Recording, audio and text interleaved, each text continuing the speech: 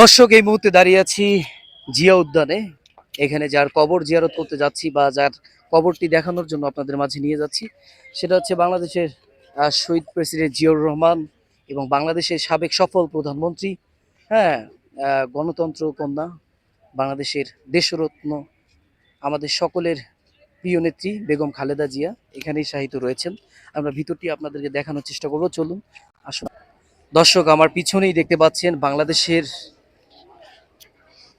সারা বাংলার ৬৮,০০০ গ্রাম বাংলার মানুষের, সে গণমানুষের আস্থাভাজন, গরিব মেহনতি কর্মজীবী মানুষের বন্ধু, সৎ শান্তিপ্রিয় জনতার কণ্ঠস্বর, সামাজিক শৃঙ্খলা এবং বাংলাদেশের ইতিহাসের গৌরবময় একজন মানুষ, দেশের সফল প্রেসিডেন্ট, সাবেক সফল প্রেসিডেন্ট, বাংলাদেশের অন্যতম একজন মানুষ, প্রেসিডেন্ট জিয়াউর রহমান এবং তার সহধর্মিণী, বাংলাদেশের সফল সাবেক প্রধানমন্ত্রী, দেশরত্ন বেগম খালেদা জিয়ার কবর কিন্তু এখানে রয়েছে, আপনারা দেখতেই পাচ্ছেন।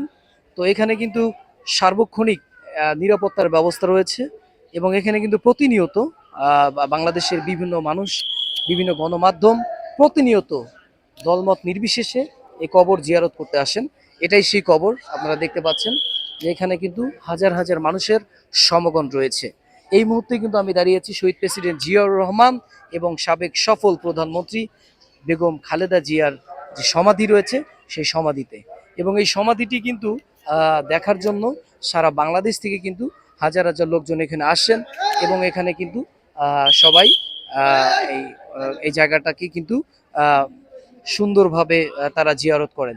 এবং প্রতিনিয়ত কিন্তু এখানে প্রশাসনিক দায়িত্বে যারা আছেন এবং স্বেচ্ছাসেবীর দায়িত্বে যারা আছেন তারা কিন্তু এটার খুব সুন্দরভাবে যত্ন নিয়ে রাখেন, কেননা এখানে কিন্তু সারা বাংলাদেশ থেকেই প্রতিনিয়ত মানুষ আসেন। এখানে আমরা একটু কথা বলবো, এখানকার যিনি দায়িত্বে আছেন এবং কর্মরত আছেন এক ভাইয়াকে দেখতে পাই, প্রতিনিয়ত দেখি যে পয় পরিষ্কার এবং লোকজনকে দেখে শুনে রাখেন।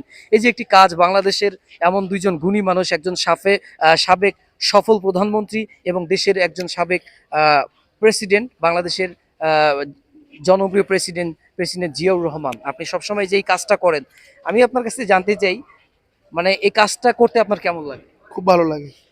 কতদিন ধরে করছেন? ৫ তারিখের পর থেকে। ৫ তারিখের মানে পর থেকে? কেন? আমি ৫ তারিখের পর থেকে অন্যটা চাকরি করছিলাম। আচ্ছা ওটা আচ্ছা। ছেড়ে দিয়ে পরে আমার দলের প্রতি এবং ভালোবাসার প্রতি আমি এখানে এসেছি। আচ্ছা আচ্ছা, এইখানে কি আপনাকে কোনো সম্মানী বা কোনো কিছু দেওয়া হয়? না, আমি যে বেতন পাই বেতনে। মানে সামান্য কিছু বেতনে যতটুকু পান ততটুকুতেই, জি, কিন্তু আপনার ভালো লাগা থেকে আপনি এই কাজটা করেন। জি। আপনি কি মানে আপনাকে যদি প্রশ্ন করি যে আপনি কি মানে ব্যক্তিগতভাবে কোনো রাজনৈতিক দল পছন্দ করেন কিনা? ব্যক্তিগত রাজনীতিতে পছন্দ করি। আমি আসলে কি বিএনপিকে অনেক পছন্দ করি এই কারণে। এর কারণে আপনি এইখানে আছেন। আপনার দেশের বাড়ি কোথায়? লালমনিরহাট। দর্শক, অবাক হয়ে যাবেন, আমার বাড়ি লালমনিরহাট সদর, এই ভাইয়ের বাড়িও লালমনিরহাট।